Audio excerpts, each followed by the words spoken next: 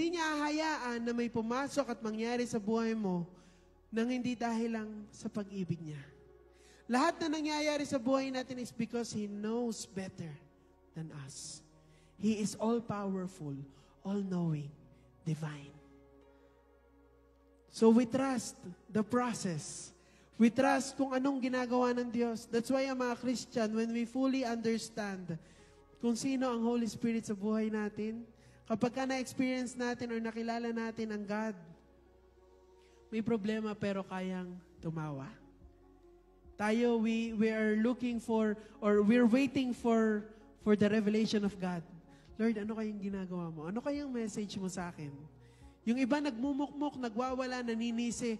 But tayo mga Kristiyano, we are hopeful. Punong-puno tayo ng joy sa puso natin.